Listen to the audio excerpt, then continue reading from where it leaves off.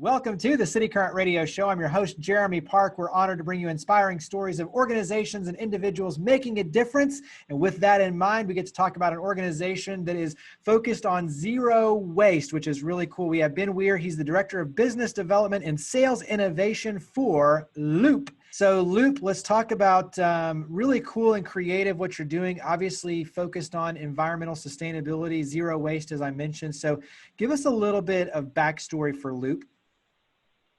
Sure. So Loop is a TerraCycle company. TerraCycle, our parent company, is almost 20 years old, and our mission is very simple. It's to eliminate the very idea of waste. So, with our parent company, our tactic for eliminating waste really comes down to recycling hard to recycle materials and packaging, or making packaging from recycled content. But that really, at the end of the day, is a great Band-Aid for the waste solution, but it doesn't really get to the root cause.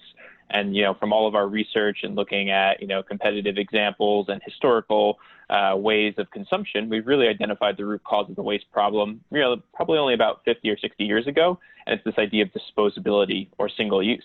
Because if we go back to those historical times, there were, durable solutions. There were milk bottles instead of milk jugs, and people consume products in a very different way. And so with Loop, we're really kind of looking back to the past as our inspiration, but now creating a more modern system for consuming products without the packaging waste that's associated with that. So you've got well-known brands, products, and obviously, like you said, turning a single-use item into a multi-use. And it goes back to Loop, kind of creating this sustainable loop. So talk about the brands that you work with and start kind of diving into how it works. Yeah, so we work with companies across 8 different geographic markets, and some of those companies are Procter & Gamble, Nestle, Unilever, but many entrepreneurial brands as well. And they've really committed to redesigning their packaging to move from single-use materials to durable, multi-use materials, and really, in doing so, are taking back ownership of their package. So when a consumer buys their products, they're no longer just buying, the product and the package that's associated with it, but they're getting the content, that shampoo, that ice cream, that product that they really want, and just simply putting down a deposit on those items. And so now, as consumers, we're able to access the brands and the products that we love, but without that guilt that's associated with all that packaging waste. Because I'd argue, how many of us want to own that flexible bag or that ice cream pint as soon as it's empty? So why not get it in a way that's, really an elevated experience using more durable, luxurious materials, and really having these companies, approach this from a point of view of innovation versus just looking at sustainability always being at a sacrifice, whether to the bottom line or to the consumer. Dive in a little bit on how kind of that plays out in the sense of you going to them and saying, hey, there's a big demand, let's work with you on creating this, them coming to you and saying, hey, we've got this. Like, talk about kind of that relationship of give and take of where the magic really kicks in to kick it off and then ultimately create the multi-use sustainable packaging. Yeah, well, all these organizations, big and small, have set really, broad goals, whether it be 2025 or 2030, to reduce their packaging waste. So it really comes from a point where, whether it's legislation in Western Europe or, consumer demand here in the States, people are asking and looking for these types of solutions. But to ask a manufacturer to rethink their packaging, which is such a fundamental part of their value proposition, it's a difficult conversation. But ultimately, I think they see that this is something where, they can approach this from the lens of innovation and really invest more in their packaging, delight the consumer even further, all while eliminating waste. And I think really the key thing is, with Loop, we're thinking about the full life cycle of the product. So not only are we engaging with those manufacturers, but we're engaging with retailers who really are the point of distribution for all of these products.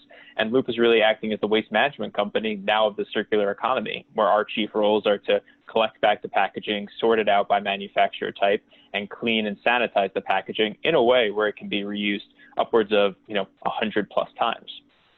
Carry that forward because you've got big known retailers, Kroger, Walgreens. So talk about those partnership and kind of how that plays out.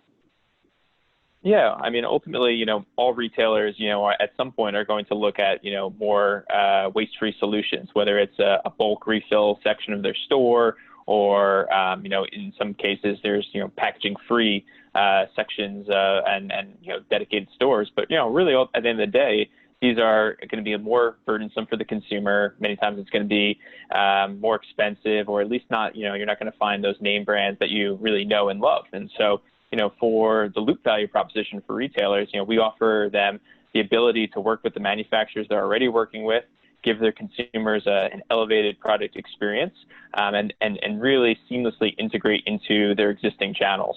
So we have partnerships that are live today with Carrefour in France, and they are integrating this into their e-commerce business. And then early next year, you'll see both Kroger and Walgreens integrating Loop into their physical presence. So think about a Loop section of your store where these products now are on shelf. You're able to buy them right there alongside a basket full of disposable goods.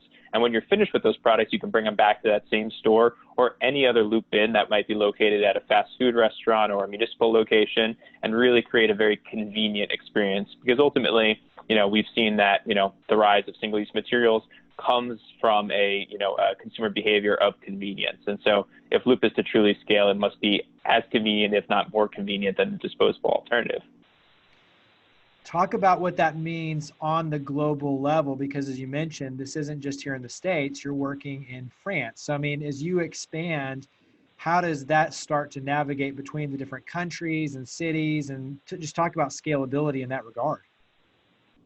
Yeah, it takes strategic partnerships in all the markets that we're live in. We're so excited that, today, actually the day, that we're filming this, July 15th, we are launched officially now in the UK. Coming later this month, we'll be going national across all lower 48 states here in the U.S. with our e-commerce platform.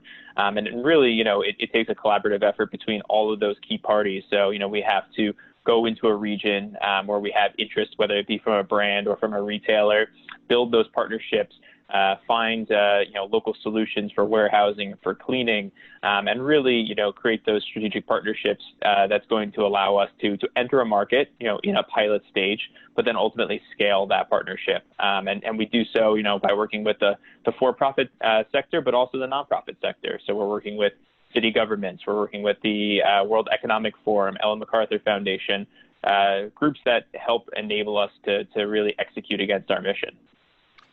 What are the things that you're tracking in terms of success metrics? Because obviously there's a lot of different things that you could track. And I'm thinking even things along the lines of, how much you're keeping out of landfills. What are the things that you're tracking on your end to gauge success? Sure. So when we suggest a brand shift from a single-use material, some kind of, light plastic, to a more durable material, usually a much heavier container that has to get, cleaned, sanitized, and gets reused, the impact on a one-to-one basis is going to be a higher, cost environmentally as well as, actually, financially. So, what we're promoting here is this idea of reusability. And the more times a package circulates, the greater the impact. So, with us, we're seeing, as little as 2 to 3 uses, those increased environmental costs being offset. And every package in the Loop system is required to have at least a minimum of 10 reuse cycles, but many are performing far greater than that.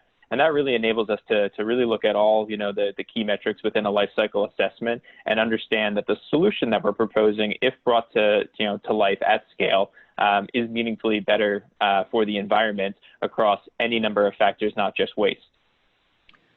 What's something that has been an important lesson that you all have learned so far in this journey? And I'm thinking it could be, the willingness to work with the manufacturers and their desire. It could be the willingness of the consumer. What's something that you've learned is an important lesson so far in this journey? Well, I think very relevant to today's environment is the impact of COVID. And as we look at sort of industry trends in the arena of reuse, we see many of those business models being challenged by the current constraints of COVID. So whether it be Starbucks banning bringing your own cup to a cafe to get refilled, or salad bars, at a variety of different locations going away. I would categorize all of these different models as consumer-driven reuse, and those models probably will not exist or will exist in a very different way in the post-COVID world. What Loop is really is a professional reuse model where all the cleaning is done professionally by partners like Ecolab, and all the filling is done on the back of house on behalf of the brands. And really, I think those kinds of models are actually well positioned to come out of the COVID crisis with, a renewed focus on sustainability, because we obviously know the rise of single-use materials, whether it be PPE or some other sort of, necessary part of getting through a major pandemic, but also finding ways that are scalable, given the added renewed, scrutiny on the part of the customer. How can we help? I'm thinking, there's obviously different answers based on the target audience. Part of that is for businesses who are in manufacturing. How can they work with you? And then obviously for us as consumers, what are some different ways that all of us can help you? Absolutely. Well, I mean, ultimately, we're looking for, really a system change, and it's going to be, a long process. We're not expecting brands to redesign all of their packaging overnight, but hopefully, 5-10 years down the road, we've impacted a meaningful percentage of their otherwise disposable business. As a consumer, what we've seen across the board is consumers are willing to pay a deposit. It, behaves just like a credit card holds when you go to a hotel, and it's money that you get back in full as long as you return the packaging. So being open to those new models, supporting us, whether it's through our e-commerce expansion to Tennessee later this year, or, beyond that, partnerships, going to your local Kroger or your Walgreens and being able to choose those products, whether it's because you like the sustainability of the products or maybe just because you like the design. Either way, we really just want to be able to impact as many items as possible and really do so in a way that's just as affordable and just as convenient as any other product you would consume. You mentioned the expansion, obviously, to the UK, France already. You've got, like you said, the stores rolling out in-store with Kroger and Walgreens. What are some other things coming up on the horizon in terms of major goals for Loop? Yeah, so I mean, the rest of 2020 here is big. We've got expansion plans in Japan, which we're really excited by. Early next year, we'll be in Canada and Australia. So continuing to push the geographic footprint of Loop and the amount of consumers we're able to access, but also looking at different business models. We have a partnership in place with one of the largest fast food companies in the world for their takeaway food packaging, and really building out furthermore this idea of an ecosystem, because I think, ultimately, if Loop is to be successful, it will have to be penetrating, multiple facets of your life. And really, our goal is to be that single point of contact, that single sort of body that certifies these products as reusable. So you no longer have to go county by county and determine what's recyclable in different regions, but you can have the trust that Loop is managing the system and make sure that the products will always be reused.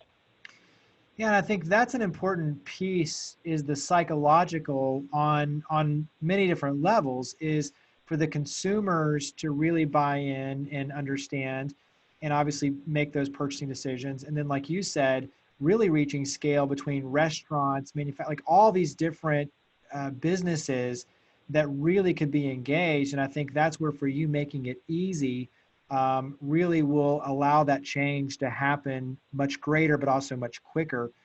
Carry that thought process forward in terms of the overall kind of global impact of what you're doing, not just from the environmental, but the psychological, like you say, of really getting everybody to buy in and understand how easy it is, but the role they can all play in being a part of this change. Yeah, I think it follows a lot of trends of other companies who have really affected the sharing economy, whether it be Uber, whether it be Airbnb. We really want people to rethink their way of consuming, not just, the waste associated with it, but the products they're looking for, the way that they, affect change, not through, policy and not through, different political routes, but really through voting with your dollar.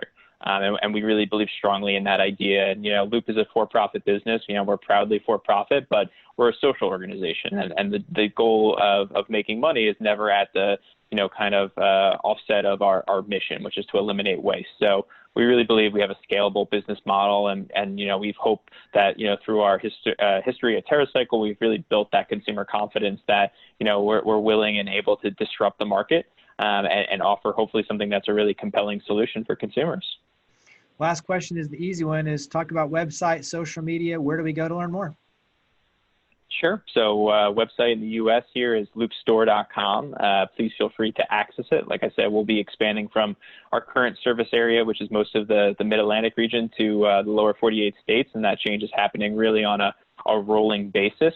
If you go to @loopstore, pretty much on any social media, you'll see our organization, and feel free to check out TerraCycle as well, our parent company. We're making strides against waste all over the world, 20+ markets globally, many different types of business models, and really all programs that are easily accessible for consumers, in many cases free or subsidized by a major company. And our goal is to really hopefully live in a world where, in the future, this sort of idea of waste is really kind of just a blip on the radar. And we kind of look back and say how funny it was that, we created this problem, but also how inspiring that we were able to design ourselves out of it. Absolutely. So make sure everyone check them out, loopstore.com. Ben, thank you for all you and your team do. Thank you for coming on the show. Thank you very much, Jeremy.